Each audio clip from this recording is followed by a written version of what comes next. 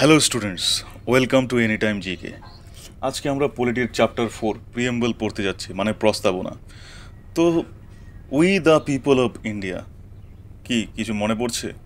হ্যাঁ, এটা হচ্ছে আমাদের প্রস্তাবনার প্রথম লাইন, যে আমরা ভারত দেশের জনগণ ভারতকে একটি সার্বভৌম সমাজতান্ত্রিক ধর্মনিরপেক্ষ গণতান্ত্রিক প্রজাতন্ত্র রূপে গঠনের জন্য গভীরভাবে সংকল্পবদ্ধ হয়ে এবং দেশের সমস্ত নাগরিকদের জন্য ন্যায়, সামাজিক, অর্থনৈতিক ও রাজনৈতিক স্বাধীনতা, চিন্তা, বক্তব্য, বিশ্বাস, ধর্ম ও উপাসনার সমতা, সমান মর্যাদা ও সুযোগের এবং তাদের মধ্যে ভ্রাতৃত্ব, যা ব্যক্তির মর্যাদা, জাতির ঐক্য ও অখণ্ডতা নিশ্চিত করে, এই সব আদর্শ নিশ্চিত করার জন্য 1949 সালের 26শে নভেম্বর তারিখে গণপরিষদে এই সংবিধানকে গ্রহণ, প্রণয়ন ও নিজেদেরকে প্রদান করছি।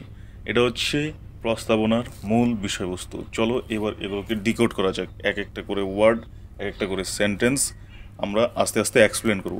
তো চলো দেখা যাক কী আছে। তো ডেফিনেশন অফ প্রিএম্বল, প্রস্তাবনার সংজ্ঞা। প্রস্তাবনা হলো সংবিধানের মুখবন্ধ, যা সংবিধানের উদ্দেশ্য, আদর্শ ও দর্শনকে প্রকাশ করে। এটি বলে দেয় আমরা কী ধরনের রাষ্ট্র গড়তে চাই। The preamble is the identity card of the constitution. কে বলেছিল? এন.এ. পালকিওয়ালা। এটা ইম্পর্টেন্ট কিন্তু। তো সংবিধানের প্রস্তাবনা কি? প্রস্তাবনা হলো সংবিধানের মুখবন্ধ, যা সংবিধানের উদ্দেশ্য, আদর্শ, দর্শনকে প্রকাশ করে। এটি বলে দেয় আমরা কী ধরনের রাষ্ট্র গঠন করতে চাই। তো এখানে প্রথম যে লাইনটা পড়েছিলাম, we the people of India, আমরা ভারত দেশের জনগণ, এর মানে কি? এখানে বলা হচ্ছে এই সংবিধান কোনো রাজা বা ব্রিটিশ সরকার বানায়নি। এই সংবিধান কে বানিয়েছে তাহলে? এই সংবিধান বানিয়েছে ভারতের জনসাধারণ। মানে আমাদের যে কনস্টিটিউশন, সেটা যে মেনলি যে পাওয়ার কোথা থেকে ডিরাইভ হয়? We the people of India, মানে আমরা ভারত দেশের জনগণ। এখান থেকে সমস্ত যে ক্ষমতা সেটা ডিরাইভ হচ্ছে এখান থেকে। তো তাদের প্রতিনিধি, যে ভারতের সাধারণ জনগণ নিজেরা তাদের প্রতিনিধি কনস্টিটিউয়েন্ট অ্যাসেম্বলির মাধ্যমে এটা বানিয়েছে। তো সংবিধান কে বানিয়েছে? We the people of India, আমরা ভারত দেশের জনগণ। ভারত দেশের জনগণ তাদের নিজেদের প্রতিনিধিদের দ্বারা কনস্টিটিউয়েন্ট অ্যাসেম্বলির মাধ্যমে কনস্টিটিউশন বানিয়েছে। তো এর হিস্টোরিক্যাল কনটেক্সট কি, ব্যাকগ্রাউন্ড যেটাকে বলা যেতে, তো 15 আগস্ট 1947 স্বাধীনতা পাওয়ার পর 1946 সালে কনস্টিটিউয়েন্ট অ্যাসেম্বলি তৈরি হয়। সেখানে থাকা প্রতিনিধিরা ভারতবাসীর হয়ে সংবিধান তৈরি করেন।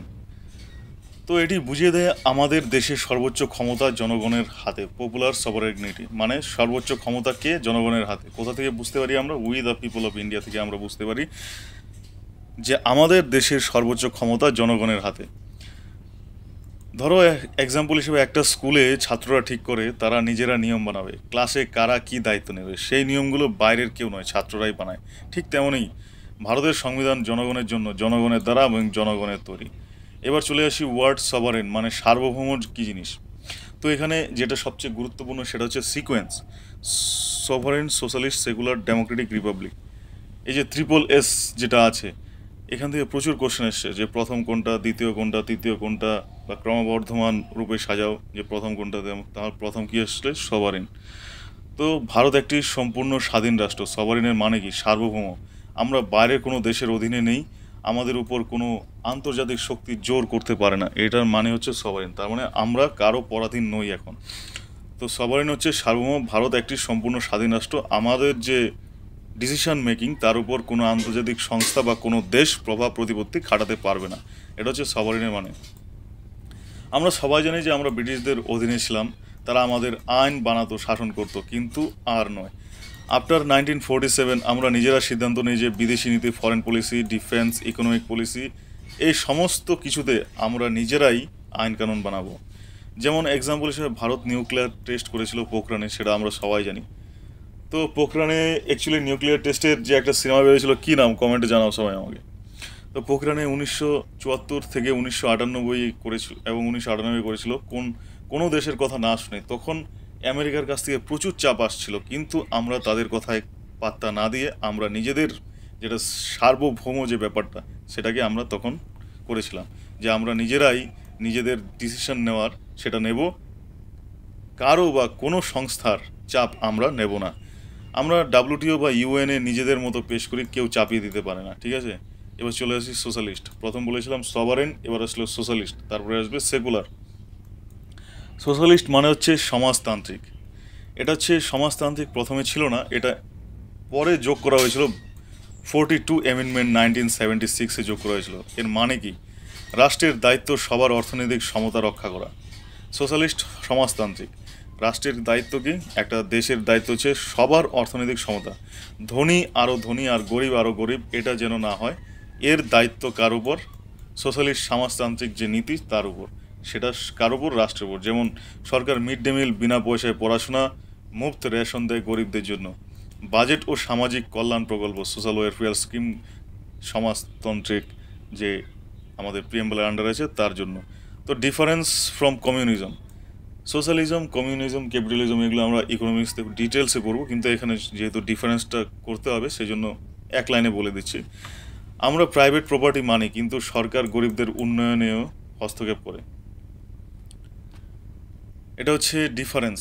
আমরা প্রাইভেট প্রপার্টি মানি, কিন্তু সরকার গরিবদের উন্নয়নেও হস্তক্ষেপ করে, এটা হচ্ছে ডিফারেন্স। এবার হচ্ছে কিন্তু কমিউনিজমে কি হয়? যেটা হচ্ছে প্রপার্টি সেটা সরকার, এবং সরকার গরিবদের উন্নয়নে হস্তক্ষেপ করে, কিন্তু এখানে আমরা দুটোই করি, যে প্রাইভেট প্রপার্টিও মানি আর গরিবদের উন্নয়নেও হস্তক্ষেপ করি বা সাহায্য করে সরকার। সেকুলার, ধর্মনিরপেক্ষ। এই সেকুলারটিও আগে ছিল না, এটা অ্যাড করা হয়েছে 42nd অ্যামেন্ডমেন্ট 1976, এটা হচ্ছে অ্যাড করা হয়েছিল। এবার রাষ্ট্রে কোনো ধর্ম নেই, এর মানে হচ্ছে যে সেকুলার, যে আমাদের ইন্ডিয়া যে সেকুলার কান্ট্রি, সেটার মানে হচ্ছে রাষ্ট্রের কোনো ধর্ম নেই। হিন্দু, মুসলিম, খ্রিস্টান, বৌদ্ধ সকলের সমান অধিকার আছে। সরকার মসজিদে অনুদান দেয় না, মন্দিরও চালায় না, ধর্মের নামে কোনো বৈষম্য আইনি অপরাধ। এটা হচ্ছে স্টেট প্র্যাকটিস। এক্সাম্পল, কেউ তুলসী পড়ছে, কেউ হিজাব পড়ছে, স্কুল তাকে বারণ করলে সেটা সংবিধান বিরুদ্ধ। আলিগড় মুসলিম ইউনিভার্সিটি বা বেনারস হিন্দু ইউনিভার্সিটি উভয়েরই সমান অধিকার। তো সেগুলার মানে হচ্ছে কি? রাষ্ট্রের কোনো রকম কোনো ধর্ম নেই, সব ধর্মকেই রাষ্ট্র রক্ষা করবে। আমাদের ইন্ডিয়ার কনটেক্সটে যদি আমরা বলি, যেমন ধর্মের নামে কোনো বৈষম্য আইনি অপরাধ, তেমনি সবারই সমান অধিকার। এবার আসছি ডেমোক্রেটিক, তাহলে তিনটে এস চলে গেল, সভারেন, সোশ্যালিস্ট, সেকুলার। এবার আসছি ডেমোক্রেটিক, তারপরে আসে রিপাবলিক, ঠিক আছে? তো ডেমোক্রেটিক হচ্ছে গণতান্ত্রিক, জনগণ দেশ চালায়, আমরা 5 বছর অন্তর ভোট দিয়ে নেতা নির্বাচন করি, এটা হচ্ছে গণতান্ত্রিক। জনগণ দেশ চালায়, কে যে দেশ চালায়? জনগণ। এবার হচ্ছে যে গণতান্ত্রিক যে পদ্ধতি সেটা দু রকমের, একটা ডাইরেক্ট গণতন্ত্র, একটা ইনডাইরেক্ট গণতন্ত্র। ডাইরেক্ট মানে হচ্ছে জনসাধারণ সরাসরি আইন তৈরি করে, সেটা হচ্ছে সুইজারল্যান্ড। কোথায় ডাইরেক্ট ডেমোক্রেসি আছে? সুইজারল্যান্ডে আছে ডাইরেক্ট ডেমোক্রেসি, সেখানে জনগণ সরাসরি আইন প্রণয়ন করে, আইন তৈরি করে। আর ইনডাইরেক্ট ডেমোক্রেসি আছে কোথায়? জনগণ প্রতিনিধি নির্বাচন করে, কোথায়? ইন্ডিয়াতে। ইন্ডিয়াতে ডাইরেক্ট ডেমোক্রেসি সম্ভব নয়, কারণ এত ভাস্ট ডাইভার্সিটি, এত জনসংখ্যার মধ্যে সরাসরি আইন তৈরি করা সম্ভব নয়, সেই জন্য আমাদের কি? Indirect democracy. আপনি এমএলএ এমপি নির্বাচন করেন, যেমন আমরা ভোট দিয়ে এমএলএ এমপি নির্বাচন করি, তারা সংসদে গিয়ে আইন পাশ করে আমাদের জন্য। ভারত শুধু রাজনৈতিক নয়, সোশ্যাল ডেমোক্রেসিও মানে সমতা, স্বাধীনতা ও ভ্রাতৃত্ব। তো ডেমোক্রেসি কি? ভারত শুধু রাজনৈতিক ডেমোক্রেসি মানে না, সমতা, স্বাধীনতা ও ভ্রাতৃত্ব সোশ্যাল ডেমোক্রেসিও মানে। এবার যেটা হচ্ছে লাস্ট, সেটা হচ্ছে রিপাবলিক, প্রজাতন্ত্র। যেমন 3টা এস, ডেমোক্রেটিক, রিপাবলিক, চলে এলো রিপাবলিক। মানে কি? রাষ্ট্রের প্রধান প্রেসিডেন্ট নির্বাচনের মাধ্যমে আসে, কোনো রাজা রানীর উত্তরাধিকারী নয়। যেমন ইউকেতে কি হয়, যে রাজা রানীরা প্রেসিডেন্ট হয়, কিন্তু আমাদের যে রাষ্ট্রের প্রেসিডেন্ট সেটা নির্বাচনের মাধ্যমে আসে, সেটা ডাইরেক্ট হোক বা ইনডাইরেক্ট ইলেকশনের মাধ্যমে হোক, কিন্তু আমাদের প্রেসিডেন্ট নির্বাচনের মাধ্যমে আসে। এর মানে কি? রাষ্ট্রপতি জনগণের প্রতিনিধি দ্বারা নির্বাচিত হন, রাষ্ট্রপতি জনগণের প্রতিনিধি দ্বারা নির্বাচিত হন। প্রেসিডেন্ট হচ্ছে head of the state, president হচ্ছে সর্বোচ্চ, কিন্তু prime minister head of the government. কিন্তু মূল পাওয়ার নিহিত আছে প্রাইম মিনিস্টারের উপর, president head of the state. আমাদের রাষ্ট্রপতি বংশানুক্রমে নয়, বরং নির্বাচনের মাধ্যমে আসে, যেমন এপিজে আব্দুল কালাম, এক বিজ্ঞানী যিনি রাষ্ট্রপতি হয়েছিলেন। তো প্রাইম মিনিস্টার হচ্ছে রিয়েল এক্সিকিউটিভ, ঠিক আছে? প্রেসিডেন্ট হচ্ছে হেড অফ দ্য স্টেট। এবার এখন আসি সংবিধানের 4টি লক্ষ্য। জাস্টিস, ন্যায়, social, economic, political justice. Social justice মানে হচ্ছে জাতমাত ধর্মভেদ ছাড়া সমান অধিকার, সোশ্যাল জাস্টিস। ইকোনমিক জাস্টিস, আয় বৃত্তের সমতা, মানে অর্থনৈতিক ক্ষেত্রে যে সমতা, সেটা হচ্ছে ইকোনমিক জাস্টিস। পলিটিক্যাল জাস্টিস হচ্ছে সবার ভোটাধিকার আছে, কিন্তু কেউ বাদ পড়ে না। সংবিধান 15, 16, 39 এই বিষয়গুলি রক্ষা করে, পলিটিক্যাল জাস্টিস। এবার চলে আসো লিবার্টিতে, স্বাধীনতাতে।